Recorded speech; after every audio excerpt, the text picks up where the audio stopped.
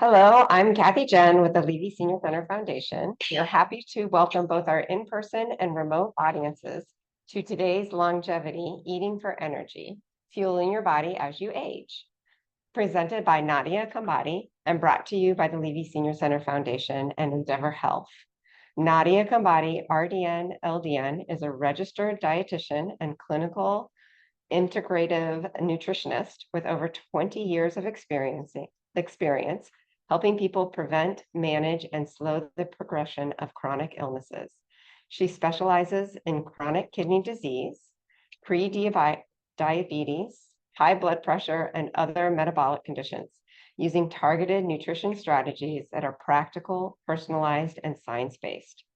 Nadia sees clients part-time with Endeavor Health, as well as through her own private practice, Nutrition Solutions, where she offers individual and group coaching programs that blend medical nutrition therapy with lifestyle medicine. Passionate about the power of food as medicine, she combines clinical expertise with a whole person approach, guiding clients to make sustainable lifestyle changes that protect kidney health, balanced blood sugar, and improve overall well-being. We are thrilled to have Nadia with us today to present the fourth Levy Longevity of the Health Hub Endeavor series. This program is made possible by the Levy Senior Center Foundation and the City of Evanston. As always, we appreciate your support of the foundation as we continue to work to connect our community of older adults. As a reminder, please reserve all your questions until the end of the presentation. At that time, if you have a question, we ask that you raise your hand. Usually we would bring a microphone to you, but I don't think we'll do that today since it's not connected to Zoom. And I'm going to turn things over now to Nadia. Yeah. Thank you. Forget how much of a mouthful that introduction is. Probably shorten it.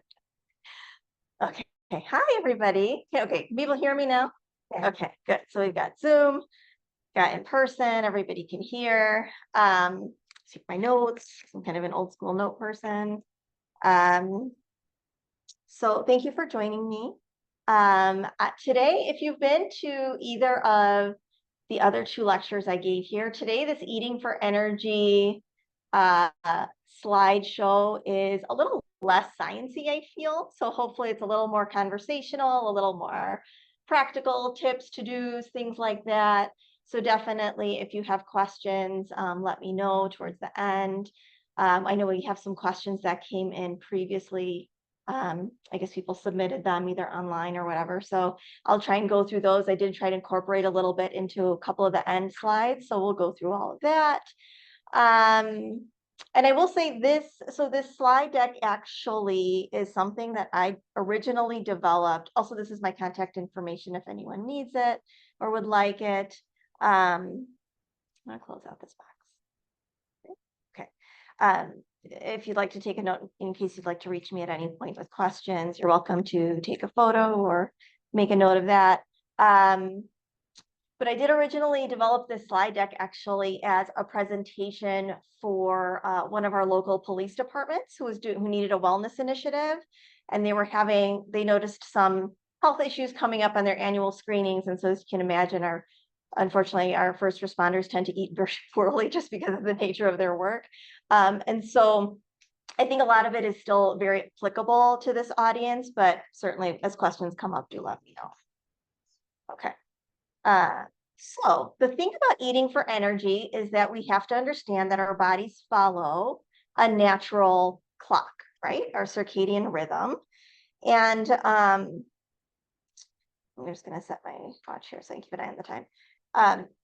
It follows the natural circadian rhythm, right? Which explains why we kind of feel certain ways at certain times of day. We wake up ideally feeling somewhat refreshed. The circadian rhythm is the reason why we want to try to expose ourselves to natural light as soon as we wake up in the morning as possible. If it's easy or convenient to go out and take a quick walk around your yard or something like that, or even sit yourself next to a window, open up the shades, get that natural light in, let all of those natural hormones start going, because that's when our alertness starts to go up. Alertness naturally starts to go up and it peaks somewhere around mid-morning. And then as we start to get towards later afternoon, we naturally kind of have this like slump off in that alertness as the hormones start building up in preparation for sleep. So unfortunately, most of us live and work in an environment that doesn't really allow for that natural slowdown to occur. And so what we try to do is at least balance our eating and our energy to go along with that and at least not contribute to the problem. And I think the first thing to understand with that is that food is fuel. Yes, is that food is fuel, and not all calories are equal. So anyone who has worked with me in the past will know that I will almost never ask anyone to count calories just because I don't think it's an effective way to manage anything. But we need to understand that where we get our energy from and where those calories come from really make a difference. And so if we understand that our food is our fuel, then we try to balance the sources of where our energy comes from. So of course we have carbohydrates, which do break down and become glucose. And glucose is the primary fuel for our brain and nervous system.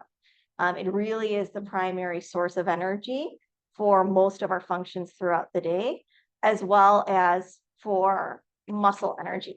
So a lot of our extra glucose or carbohydrates that get broken down are going to end up either being used immediately or stored in muscle for later use. And once that gets full, then we start to store in liver and other things. But generally, that's our primary source. Protein, of course, everybody talks about protein.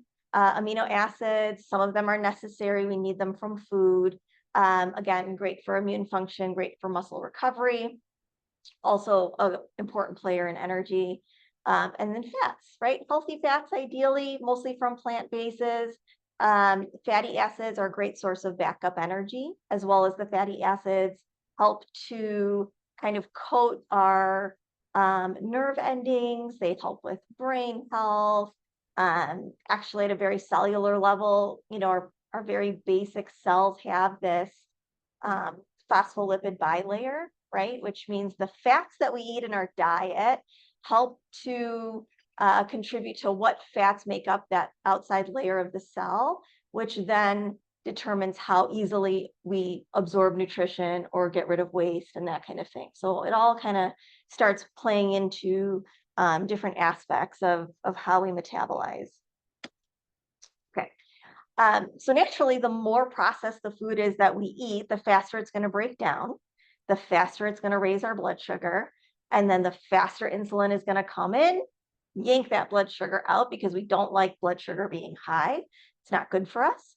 And then we get this rapid decline. So this image is from a woman who calls herself the glucose goddess. She's like online and Instagram and that kind of thing. And she is not a dietitian. I believe she is a researcher and she might be a chef.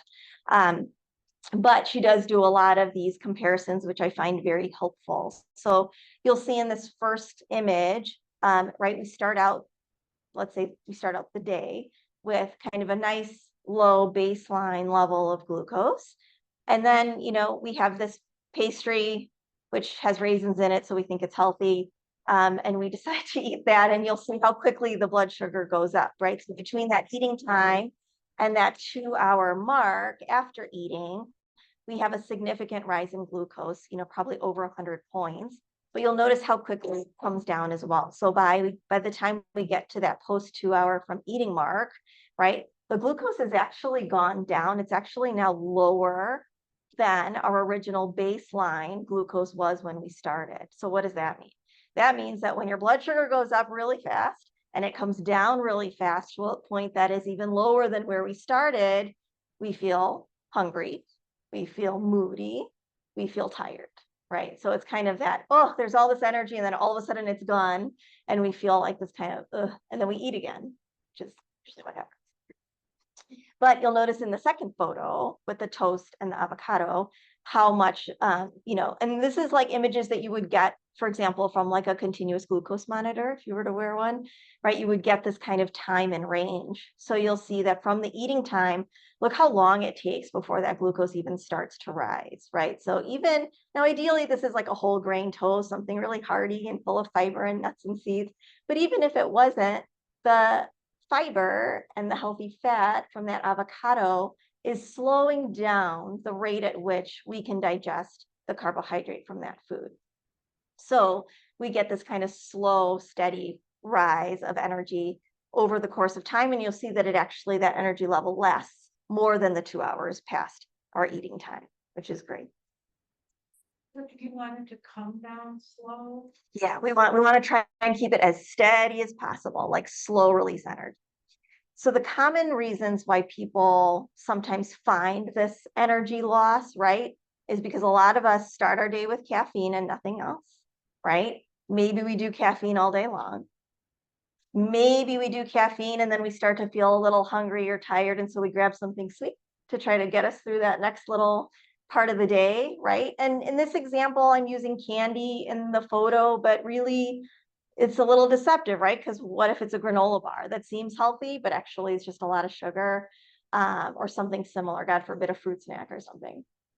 And then, of course, skipping meals. So if we started our day with a bunch of caffeine, and then we've kind of used some sugar to get over the slump, then we've ended up skipping meals, and all of a sudden it's 2, 3 o'clock. We haven't really eaten anything. We're super tired. And, depending on what you have going on, you still have stuff to do for the rest of the day and not necessarily time for that afternoon nap. So what we do want is this slow release energy, right? We want this protein that keeps us full. We want fiber-rich carbs to keep that fuel release steady, right? We don't want anything that's going to digest really fast and call in that insulin response strong and fast. Insulin is something that really wants to insulin wants to show up when needed, do its job, and get out, right? It really doesn't want to be around all the time. It doesn't want to have all of these big tasks to do. And when we call on it to do that all the time or on a regular basis, we tend to gain weight and we tend to become insulin resistant. So similar to how a baby sleeps through a noisy airport or, a train station or something like that, it does that because it's gotten used to the noise. So it now sort of sleeps through it, right? So insulin is the same way. We become resistant because we just get used to having this baseline level of insulin around when it's not supposed to be. It's supposed to come in and go out. So some of these foods help to keep us feeling full a little bit faster. The healthy fats for staying power, like I said, fiber-rich carbs, oats, whole grains, beans, lentils, fruit, vegetables, those kinds of things. So that way, if we're eating along this way, we have a chance that even as our circadian rhythm is starting to slump towards the afternoon and we're preparing us for sleep, which hopefully we can do in a healthy way, we can try to counteract it with the food so that at least we don't have the double whammy of this blood sugar spike and drop, in addition to that natural circadian rhythm drop. And then this is another couple of examples from that same glucose goddess, with the omelet and avocado after a 14-hour fast, right? Again, super slow and steady, hardly any spikes in that graph at all. And then the toast with the unsweetened almond butter, very similar. Okay. So timing and portion. If you're struggling with having consistent energy throughout the day, it is often suggested that we try to include a snack or a small meal every, let's say, 3 to 4 hours. And when we do that, we want to think of those as kind of like mini meals. So if we're not eating complete, one way to do this is to kind of do 3 squares, right? Where you eat a meal, you have a good space of about 4 or 5 hours, you eat a meal, you have a good space. But if you feel like you need something more consistent, we can do this more frequent eating, but we want to do the snacks in good combination and good balance. So if anybody's ever seen a dietitian for diabetes or a diabetic educator, you'll often hear this, right? Like combine your carbohydrates with a protein or a fat to slow down that digestion and try to keep the energy stable and the blood sugar stable as well. So, combining apples with peanut butter, hummus and veggies, keeping them portable and pre-washed. I addressed this a little bit in a later slide in terms of making things convenient. And so I'll go through that as well. And then some elements in food that just help us, right? They help us to boost focus, mood, and productivity. So omega-3 fats are excellent for this. Really common good sources are salmon, chia, walnuts. Fiber, also really good for improving focus and mood. Quinoa, oats, beans, lentils, really good sources there. And these don't have to be large servings, right? We're talking about even something like quinoa or oats can be anywhere from potentially a quarter to a half cup a day. Like it's just not a tremendous amount that's required. And then hydration is actually really important for supporting brain function and fatigue. So it turns out that the area of our brain that senses and signals hunger is very close to the one that senses and signals hydration. So sometimes when we're dehydrated, what we actually are, when we're feeling hungry, what we actually are is a little dehydrated. So if we keep ourselves good going with good fluids or hydrating foods, then we're less likely to feel that fatigue and those hunger signals that sometimes aren't meant to be there. Quinoa, is that a snack or are you using it during a meal? And how much do you eat of it? Yeah, the quinoa, it could be either. So sorry, the question was with quinoa, are we using it as a snack or as a meal, and how much of it is recommended? So again, it's you could do anywhere from a quarter cup to a half a cup. And the quinoa is really nice because it cooks easily. You can even buy it pre-prepped some places, and you can mix it into just about anything. So you could toss it into a salad and makes that a little bit more hearty. You can toast it in a pan and it can be like a crunchy topping, for a salad or a soup, or it could be alongside another, let's say, protein or a vegetable, similar how you would use rice or pasta. So that's considered a protein. So it's actually a grain, but it is one of the few grains that is also complete protein. Right. Yes. And then dark chocolate and berries, because we like it and it makes us feel good, and it's also good for us. So it's an excellent source of magnesium and is good for energy and for relaxation as well. Okay. So one thing I wanted to touch on is, and I think my last talk was about muscle loss and with age, but now kind of taking that and seeing how it relates to energy. So the reason why we focus on muscle and protein intake so much, especially as we age, is that our muscle isn't just for strength, but it is actually a metabolic organ, right? And what that means is that it actually is responsible for consuming and storing energy. And it also talks to our other organs, right? It sends hormone signals and tells our other organs systems how to behave and what's going on. And so there is certainly something to be said about the fact that as we lose muscle, our resting metabolism rate can drop, right? Which means we might gain weight, which means it's harder to stay energized throughout the day.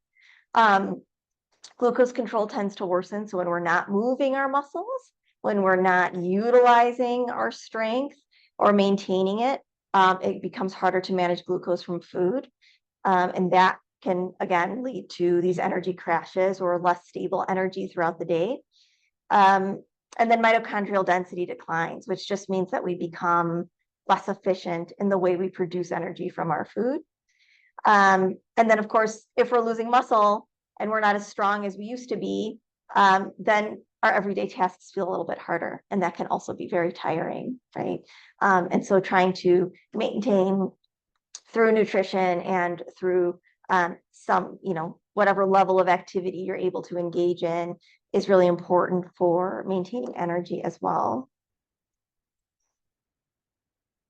And there was actually a question that came through about the NAD supplements.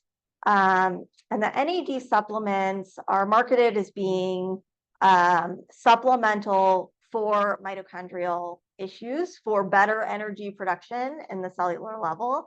there's not a lot of really good science behind it. There's a lot of animal studies, not a lot that's been done in humans. But what we do know contributes to better energy production in humans is diet, exercise, and actually creatine now is coming across. If you're going to look at a supplement, creatine is probably the better place to go rather than the NAD, just because I don't think it's as well studied. Oh, yes. Between creatine granules and capsules, do you think they're equally effective? I don't know. I don't actually have a lot of experience with the capsules. So the powders are the ones that I've seen that come from some of the better manufacturers, and some of the cleaner ingredients. So that's typically what I'm looking at and recommending. I'm not sure about the capsules. I'd probably look at it at a brand by brand basis. Are recommending them or do you have? The capsules, I don't have any experience with just the creatine has some really strong evidence for muscle strength and brain health as we age. So creatine, creatine, CREATIN.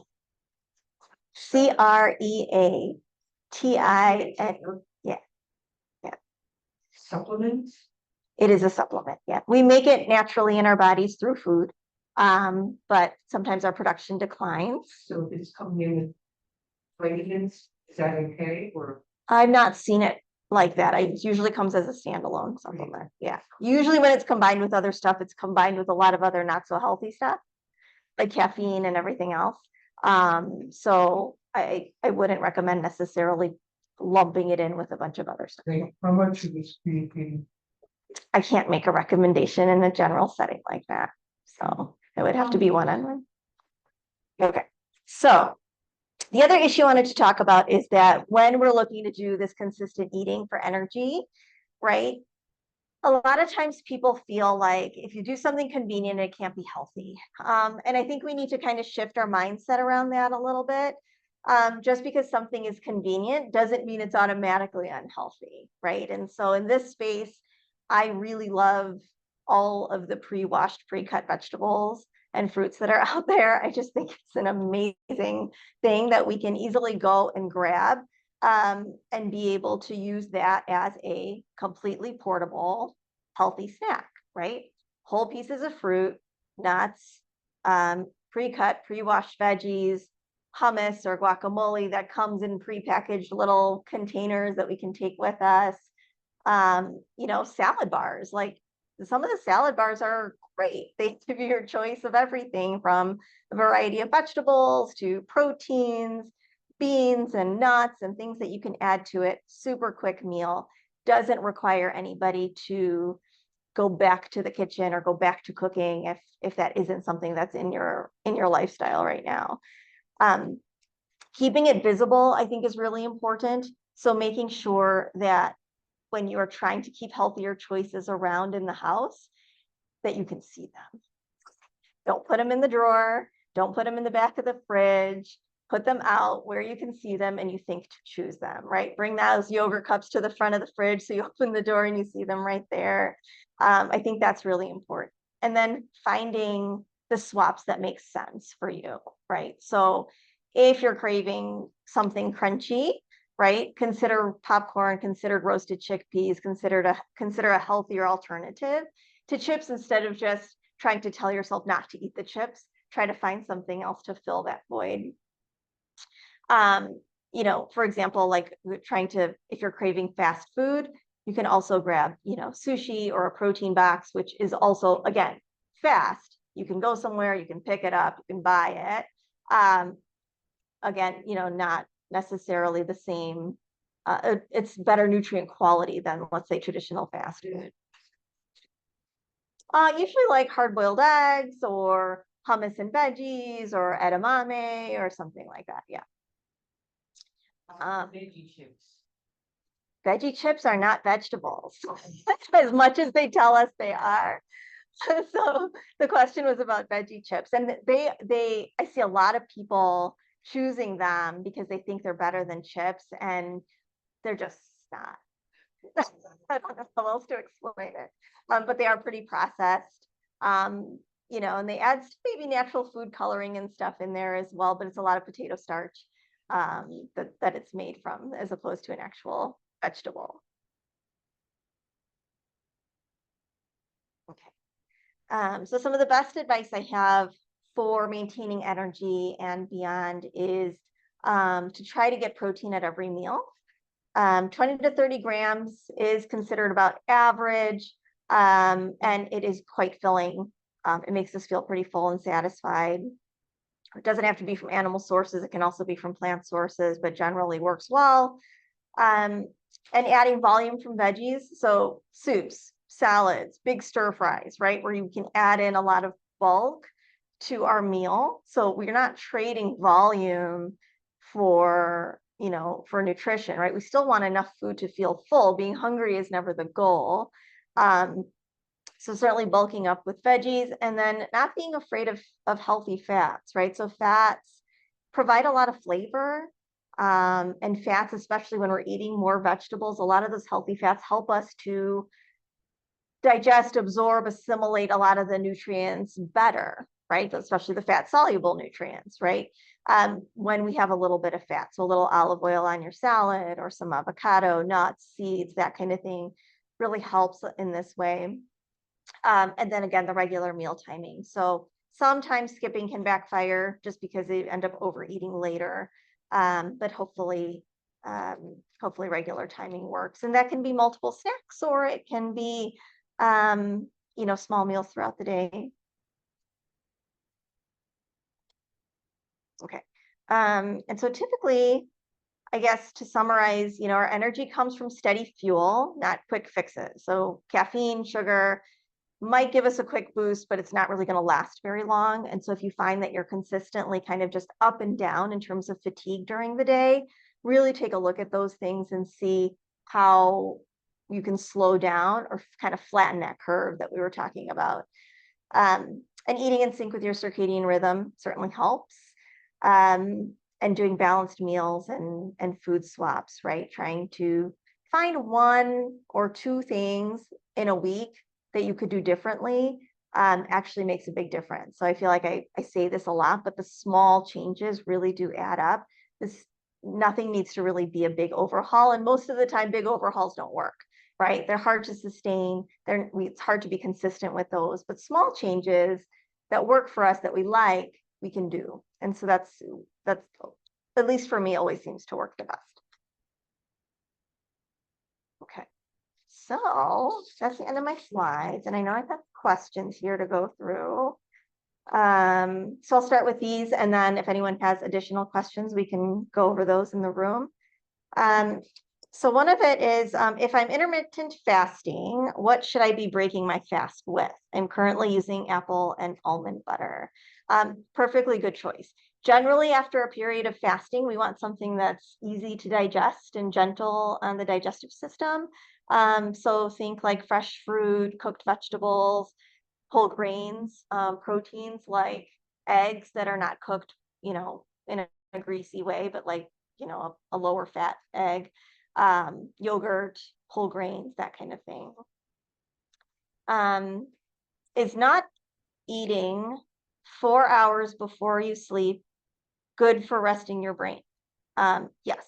So generally not having to digest while your body's trying to sleep is better for us. It generally creates better sleep, fewer disruptions to sleep. It allows for better memory consolidation and better removal of waste products in the system. So when we think about like the proteins and stuff that create risks for Alzheimer's, those proteins are cleared out while we sleep. And so we don't want to be digesting while we sleep. So yes, that 4 hours is good. What are some quick sources of protein for pescatarians? So pescatarian meaning mostly vegetarian, but eats fish. And so we can do canned tuna, canned salmon, sardines, certainly smoked salmon. We can do shrimp cocktail. We can also do Greek yogurt, cottage cheese, hard-boiled eggs, edamame, string cheese. All of these are excellent protein sources. and still quick. A lot of them come ready-made. We can buy our eggs hard pre-boiled if we want to. A lot of choices for making them quick. What else? I am a night owl. Does shifting all my meals later than what is considered standard have an effect on my health? So it can. We don't really know why some people are more alert at night. There seems to be genetic differences of why some people are like that, but I think the key is what you eat and when. So if the question is that you're up late, but you're also eating really late, then that could be an issue. Because again, of the digesting while we sleep problem. If you're up late and being productive, that's not as much of an issue. It really is the eating part. So I would say at best, we really want to try and not eat after midnight, and give at least that 12 to 6 a.m. kind of stretch without eating. Otherwise, we do actually see higher rates of diabetes and insulin resistance in like shift workers or people who end up eating later at night, just because, again, back to that circadian rhythm, right? Our body is preparing for rest and for sleep. So insulin is kind of like skeleton crew, right? It's just not ready to respond as quickly as it normally would during the day. So if we eat a bunch or we eat unhealthy snacks late at night, we're probably more likely to have higher blood sugar for longer, just because it's going to take us longer to process that.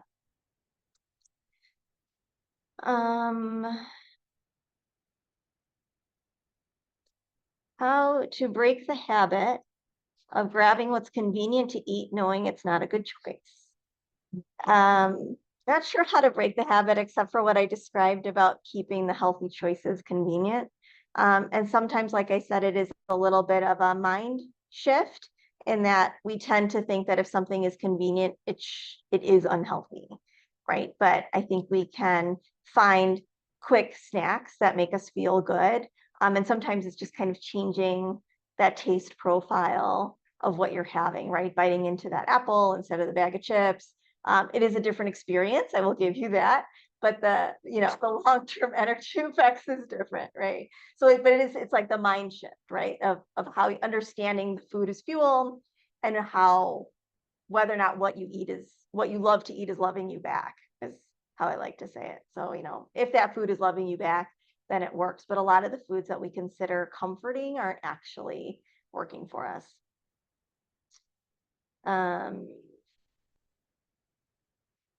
What else? Oh, also meal kit services. So these are really great. I've had a lot of clients recently who have taken to these, because some of the kits, right, they deliver to your house. They send you just the ingredients you need. You can cook them in 30 minutes or less.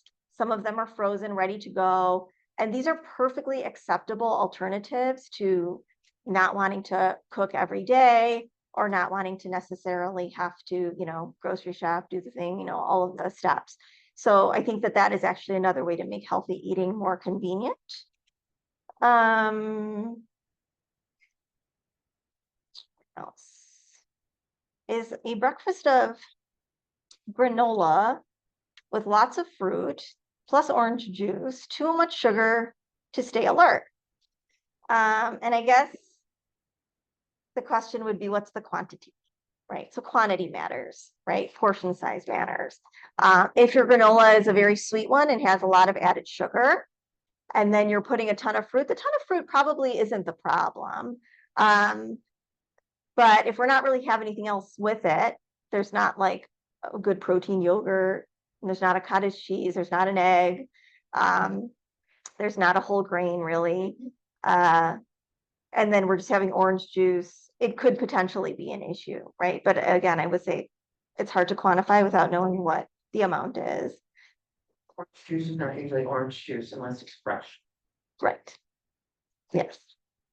And even then, right, we're getting all the parts of the orange that we don't actually missing the fiber and all that stuff. We just get the hydration and the sweet. So I could do, if you maybe added some protein to it and then took away the orange juice. Yes. Yes. Yeah. To the question of whether or not it's too much sugar to stay alert. Yeah, that's a personal question.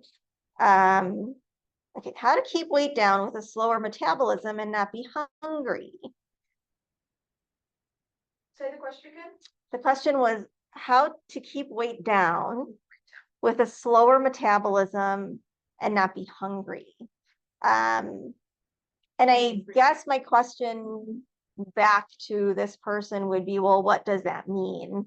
Are you eating less because you feel like you have a slower metabolism and therefore you're hungry?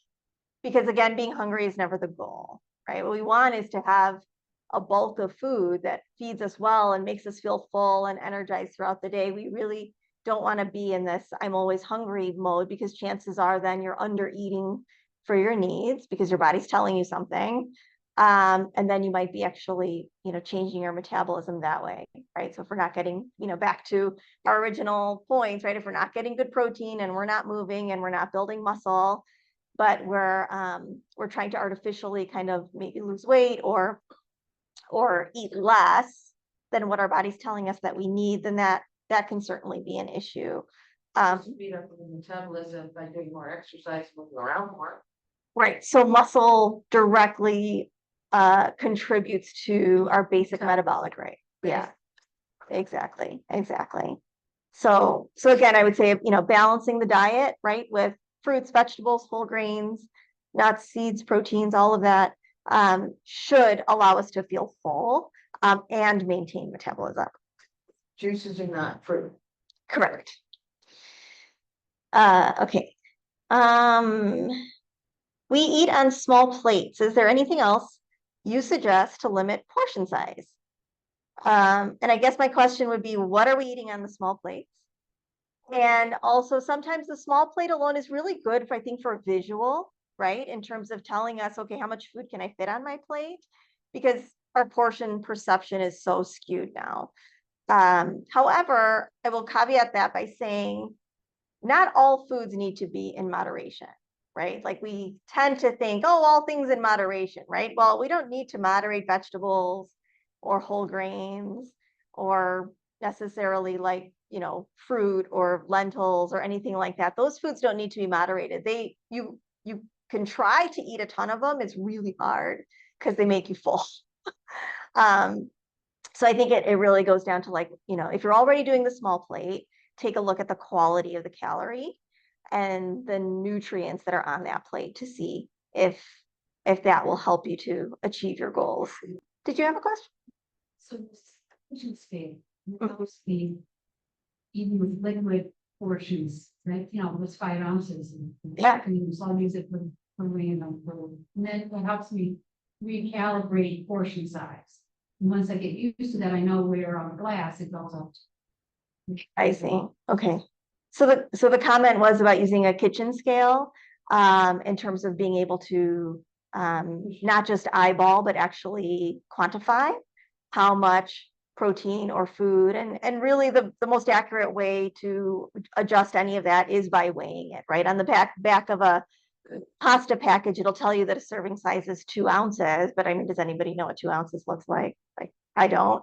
I would have to use a kitchen scale, right? And then you take that 2 ounces, you cook it, and you're like, oh, does this make me feel full? It actually does. And you try and figure it out that way.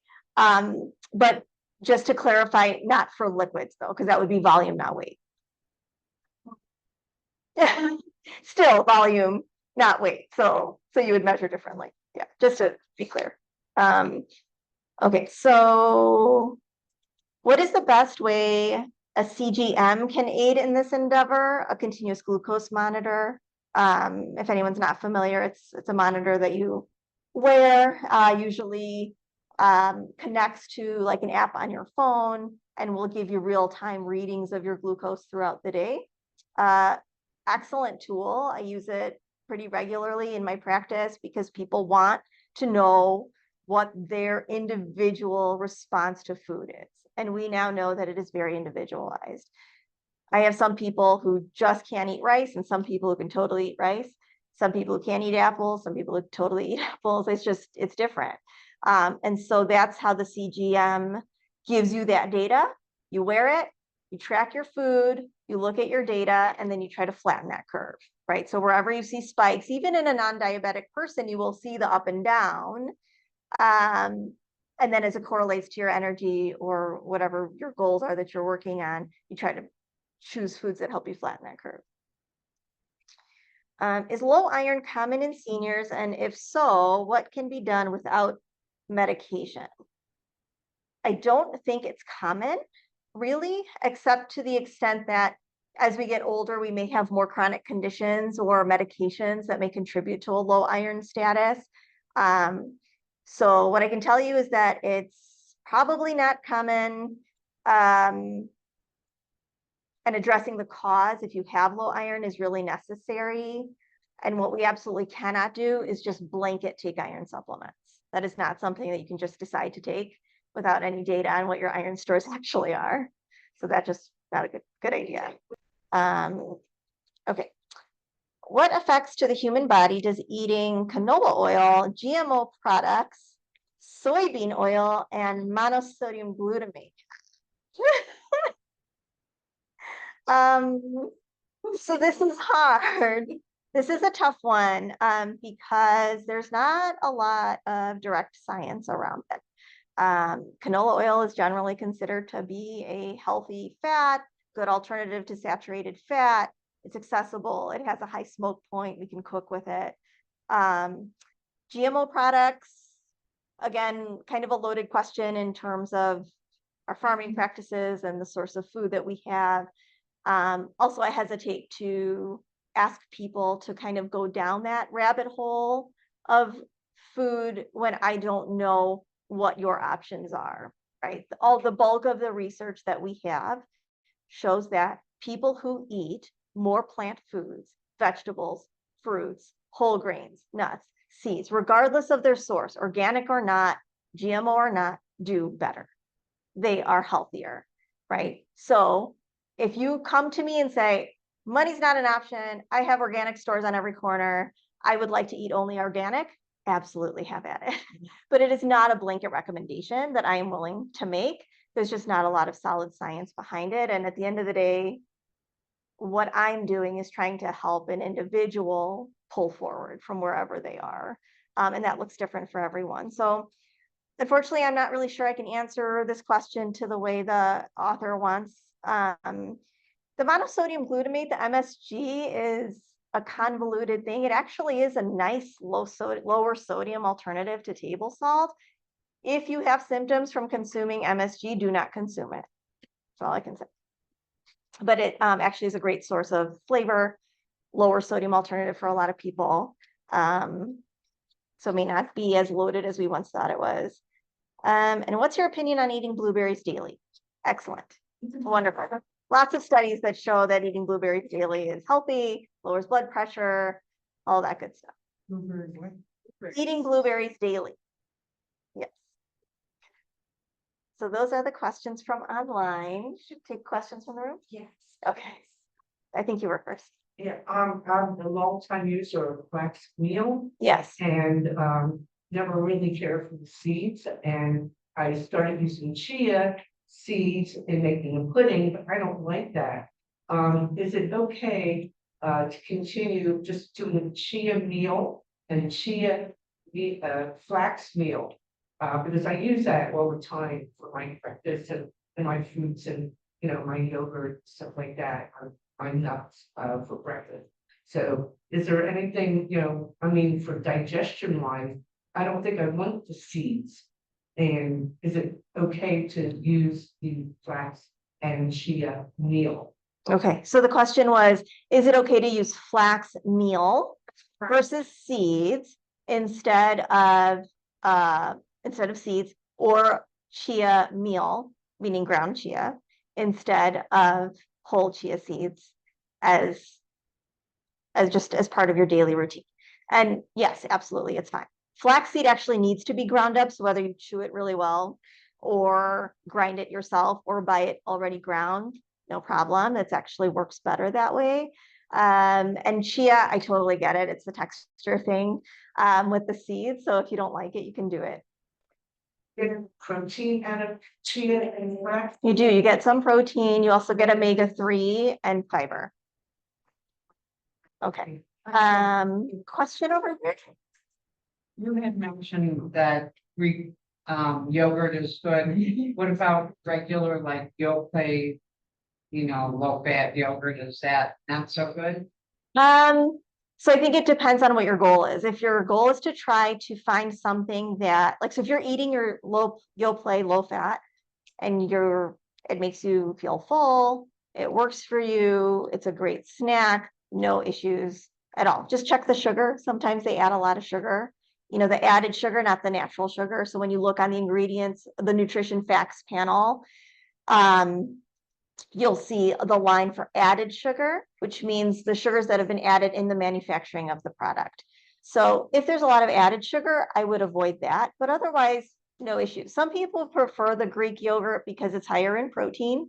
And so if you're not eating a lot of animal meat or you just don't prefer it, it can be a good protein source. And the full fat, some people just feel better on full fat. They find that it carries them over a little bit longer. But otherwise, no Thank concerns. Is there a limit to how much protein you eat every day? Yes.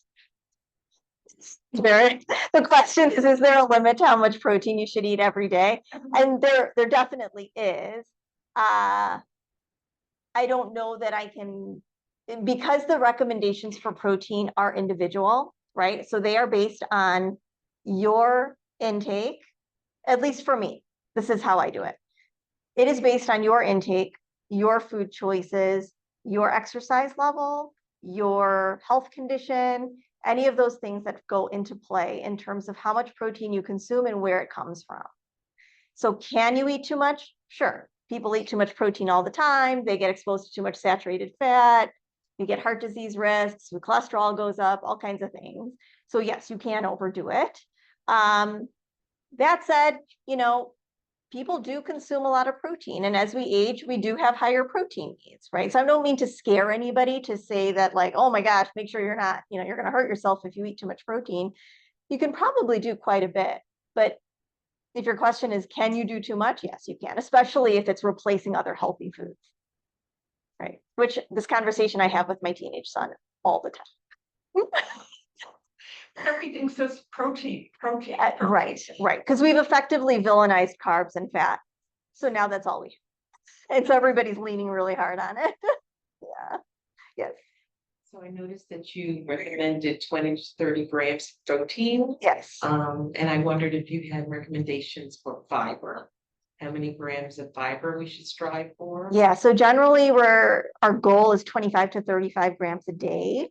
But I would suggest start out by figuring out where you are now, and then increase by 5 to 10 at a time. So if you're at 10 on your average intake, don't go to 25 tomorrow, because that'll not be fun. You'll probably be constipated.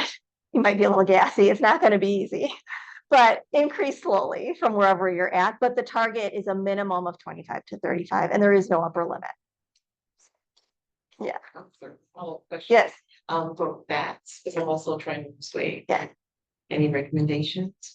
Targets? Really just the recommendations are for saturated fat. Try to keep that less than 10% of total calories, but otherwise, no, not in terms of really grams per day. Sure. So, as someone mentioned, they're putting protein in everything. Yes. Cheerios, Yes. whatever, putting it in everything. Is Yes. the quality in protein as good as eating a piece of turkey? So, I mean, is all Yeah. so if I get something that is all of a sudden now has added protein, 12 grams of protein, Mhm. maybe it's cereal, could be anything. Right. Is the quality of that as good as Yeah. anything? So the question was when you see these products that have protein added, is the quality of that protein just as good as eating, let's say, a lean piece of turkey or an animal-based protein?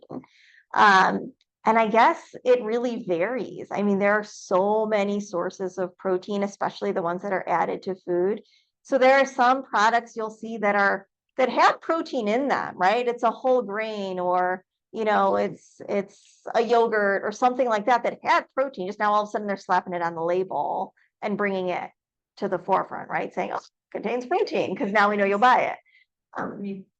That's obvious. Yeah. One thing, it's this other secondary. Yeah. So if we're talking about like protein bars and that kind of thing, I think it really depends. That's where you need to kind of check out the ingredients list and see where that protein is coming from. If it's from, generally a soy or a pea-based protein or a brown rice protein or even whey, it's probably okay. But the nature of processed food is they're going to use, cheap ingredients, right, to try to get the most bang for their buck. So yeah, I generally I have in my approach kind of a whole food lean, right? I don't tend to do a lot of extras in terms of supplements or processed products.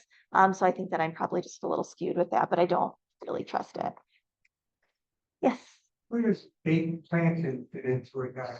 Where does what? Plantain, Plantain? champagnes, baked goods. What kind of nutrition is that? Oh, so the question was, where do baked plantains fit into the diet? And they are a carbohydrate. It's a starch. They're delicious. And yeah, they're perfectly just like you would, potato or another starchy vegetable. It would fit in just the same. Yeah. Yes. Are protein bars considered healthy protein alternatives, or are they over processed? And then the second part is to consider all the protein powders out there, in addition to reading the labels. Are there other criteria that we should look for before choosing which protein powder or protein bars to purchase? So I think some of that is so the question was, in looking at protein bars and protein powders, is there criteria we should use to determine the best ones, right? And what's considered good for us. And I think that really depends on what you're using it for. So certainly there is a range on the market of, let's say, protein bars, right? Whole range of price and flavor and quality and what they're made from. So, I think it really depends. Again, it's meant to be, I guess, a supplement. So if you need something that is packaged and quick, I can't say I honestly really recommend them very often, just because they do tend to be pretty processed. I would try to find something that has not too many ingredients, that is not too high in sugar. But yeah, I think that it can be a little bit of a minefield in terms of trying to find something that works well. And then protein powders, again, it falls through the range. Some of them have added calories, like weight gainers. Some of them are just pure protein, and a range of quality in terms of where they come from. So I usually try to work with people to get a good quality brand that is providing what is needed without going over, right? And so that's kind of what we're looking at. It's hard to be more specific in a general context, right? It's kind of a personal recommendation. Generally you're looking for something that's a good quality, like organic whey-based protein or an organic plant-based protein, I think is good, without a lot of the added stuff in it. Yeah, questions?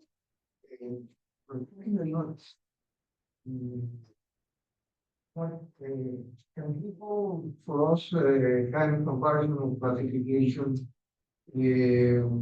because it's a wide range for them. So what is better for what exactly? What is according to their function or according to their healthiness? What is the best of them? Okay, so the question was, Thinking given the range of nuts and seeds, I presume, one of them salt or whatever. so I would say if you have a specific concern that you are working towards, then you might want to look at specific nutrient qualities of different nuts or seeds. But then we go into, well, how are you consuming them and how often and what quantity is recommended, again, in context of your overall intake. right? So we can't really look at it in a vacuum. Yes, we know that walnuts contribute excellent omega-3. We know that pistachios are complete protein, right, which is great. We know that almonds are, good sources of fiber, and that, and all the range of nuts, right, are healthy fats and good sources of plant-based protein, and often have good sources of fiber and all of that kind of stuff, which we know overall reduces cardiovascular disease risk and that kind of thing. But we have to balance that with what the rest of your diet contributes. Portion size, frequency matters, right? I mean, from an evolutionary standpoint, we did not hunt or gather roasted, salted, Thai chili flavored nuts, right? They were raw. And if you consume raw nuts, it's really difficult to eat a ton of them.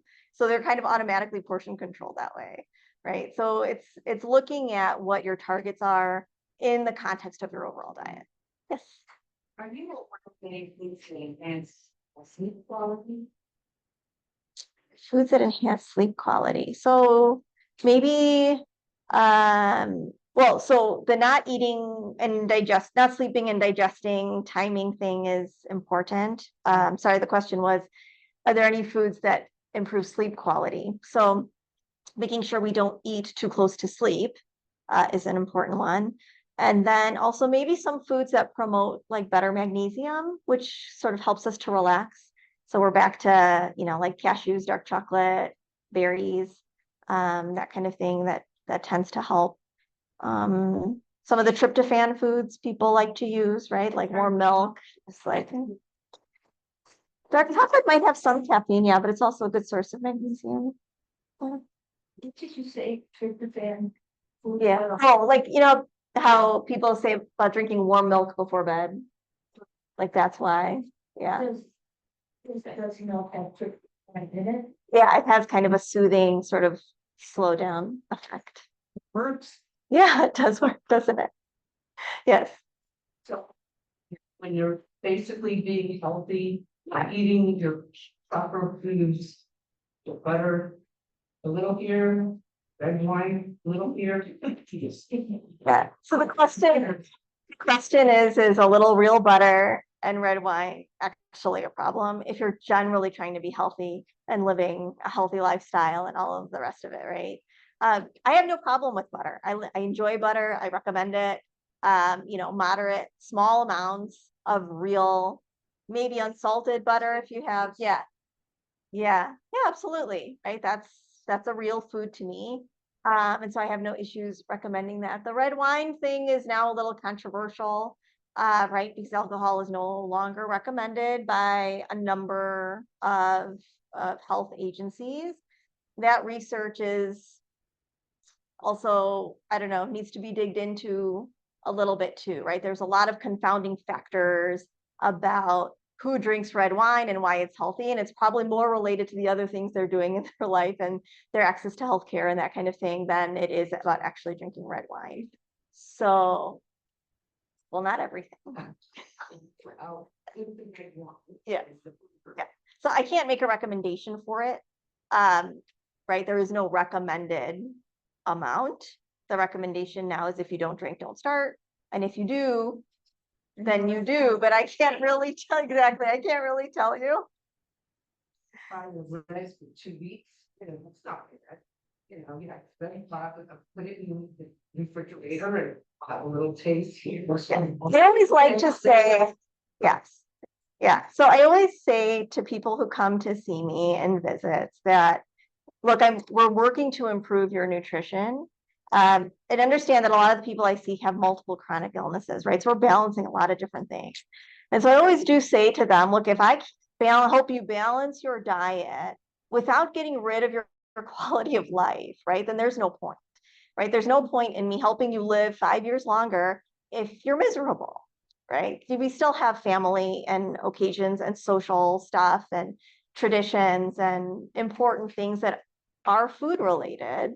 And that's what makes it so interesting. So there's balance to be had. I agree. Yes. Yes. If you're 1 or 2 cups and you're 4 or 5 cups, then you're dehydrating. So if you drink a cup of coffee, you drink less water to make up the hydration of coffee. And what you recommend is far as, how many cups of coffee is considered good these days? I mean, Yeah. So the question was about coffee and what's recommended and whether or not it's actually dehydrating for you. What I usually tell people is if you're not a new coffee drinker, right? If you've been drinking coffee for the last decade or more, chances are it's not dehydrating you to the same extent it would someone who is naive to it, right? Someone who just started drinking coffee. The other aspect is, what do you put in your coffee? Because coffee now comes in like all kinds of flavors and iterations. Right. So if we're talking black coffee, right, there's actually not a lot of data around black coffee being bad for us, right? There are some studies that show that actually people who drink regular black coffee have lower blood pressure. So if it's not interfering with your sleep, right, because caffeine effects can last up to 12 hours, it's not interfering with your sleep, and you're still drinking water and otherwise hydrated, then I would say that it's fine. I have no issues generally with black coffee. If you're struggling to control blood pressure or something like that, then yeah, we would look at caffeine exposure for that reason, but otherwise, not really. Enjoying. Yes. You mushroom powders, see a lot of those probably. Mm. Colostrum and collagen are two separate things. The mushroom powder, not the mushroom coffee, but I see a lot of those chaga. The other that you see that you just drink it. What do you think about those? I checked, to see if they have the heavy metal. I think that's one thing In the mushroom. Mm-hmm. you check out. You see a lot of those people promoting those Yeah. powders. Yeah. I can't speak to any specific brand, but generally speaking, the mushroom supplements, powders, extracts, any of that have been very healthy, right? They do have a lot of good immunity, and kind of antioxidant activity that helps. So I have no issues with those. Collagen can be a little loaded for some people. Not everybody should take it. But again, I think generally it's probably not a problem for most people. And then the colostrum I've seen also, I don't really understand it, to be honest with you. I haven't dug into it. It just doesn't really strike me as interesting. There's a Japanese thing called Yeah. niches, right? Yes, it's fermented soy, I think. Natto? Yeah. I don't remember off the top of my head, but yeah, that is a natural food that you could have. Yeah. Yeah. I understand that your job is to give advice about how to eat to improve that. Yes. That's beautiful. Okay. So it's the opposite because I hear a lot about the fast. So just to not eat periods of fast, right? Yes. Fasting, so fasting. But I can't tolerate that. When I do not have my breakfast, I go to bed. Mm-hmm. So I'm wondering, I know that everyone is different, that it's necessary to customize what it is, etc. So in your experience, it is good fasting for seniors, or some seniors can deal with this, other not, or we can introduce slowly. I Yeah. have friends that said, oh, this fasting for me, 12 hours, no food, something like that. Doesn't work. Yeah. Crazy moment, I'm going to Yeah. Yes. Yeah. So the question was about fasting and how it's so widely recommended. A lot of people suggest different types of fasting, intermittent, 5 and 2. Lots of people do fasting. Some people can't tolerate it. And so the question is whether or not there is a benefit to trying to do it or figure out a way to fast if you're not already fasting. And there are benefits to fasting. Historically, we've generally seen that we get good cellular health, we get, periods of better immune function and cleanup of dangerous cells and pathogens and all that kind of stuff from fasting periods. It does not have to be a whole day fast. It doesn't have to be 12 or 14 or 16 hours or 24 hours. It doesn't need to be. And what I tell people is, especially with intermittent fasting, if you wake up hungry, you should eat. Okay, if you wake up not hungry, that's okay, don't eat, right? Like you could wait a little bit, maybe think about what you did the night before and whether or not some of that's still making you feel full. But if you don't tolerate fasting, then it certainly is not recommended. I think if you can do even that, like I was describing before about doing kind of 3 square meals where you eat breakfast, you have maybe 4 or 5 hours, you eat lunch, you have 4 or 5 hours, you eat dinner, perfectly fine. That's considered a fasting period, and you will still get benefits in terms of blood sugar regulation and insulin response from that. So yeah, no need to like coax your body into going long periods without food if it's not telling you that's what works for you. Yeah. It's a fast. Yeah. Yeah, it is. It's a period of time where you're allowing your body to digest the nutrients it has and figure out what to do with them without having to deal with more inputs of information. So then sometime between meals, you try like overnight or? In this case, I was talking about in between meals. Yeah. Yeah. Some people kind of snack all day long. And then if we develop issues of insulin resistance, sometimes that's the problem. Right. And we were never, somewhere along the line, we've come up with this idea of like 6 meals a day or like this, like 3 meals, 3 snacks. It's not okay. Doesn't work for everybody. So that's why the fasting periods do help for some people. Yes. Any artificial sweeteners that you would find to be better than other artificial sweeteners? I mean, as of right now, stevia seems to be pretty safe. Like monk fruit and those, while I don't think are completely sugar-free, are lower glycemic. Coconut sugar is fine to use, that kind of thing. Yeah. So what's honey do for you? It's a sweetener. And it provides some energy and sweetness. It does actually have some natural antimicrobial activity. So it's considered healthy for that reason, and it has a higher mineral profile. So it does have higher nutrients than refined cane sugar. Yeah. So people prefer honey for that reason, because it has a different nutrient profile, but it is still considered a sweetener from a blood sugar standpoint. Yeah, it's interesting. Yes. Yes. How many hours for bedtime should you stop eating? Ideally 3 to 4. That's still well. All right. I think we're done. I think we're done. I was gonna look to see if there were any questions on Zoom, but I think we're okay. Do people ever ask you things like the salt diet on television and all these crazy things that everybody's doing? And they're all based on food. So what Yeah. to do with food and supplements? Sure. Do people ask you about those things? I mean, clearly. Some of them start talking, they don't make sense.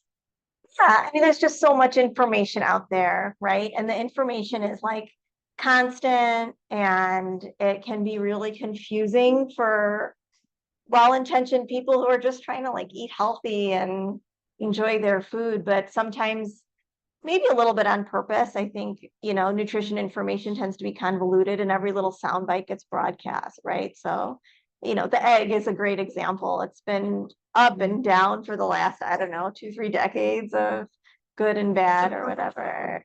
It's Supposedly. right now it is. Now it is, but I see so my there's a television lot. and I think somebody's really gonna drink it. Yeah. But people do, and I'm Yeah. curious. Yeah, and I think, especially with issues of health and chronic illness, sometimes people do prey on desperate people, right? And so people are willing to try a lot of different things, and there's a market for that, unfortunately. I bet it's a lucrative market. I know. No. Cool, thank you. Yeah, for your time and your attention. Do you have this back? I just wanted to thank everybody for coming online and in person. Thank Nadia. It was an amazing presentation. I learned so much and I appreciate it. And we will have the recording on our YouTube channel. We'll send everybody an email with a link, and we will also, is it okay to give out the slides? Sure. Yeah, we'll also attach the slides. So you'll be getting emails if you're online or just in person, either one of those. And we just appreciate everyone for coming and thank the foundation, thank the city of Evanston, thank Endeavor Health. So nice. Trying to just be brief. Thank you so much.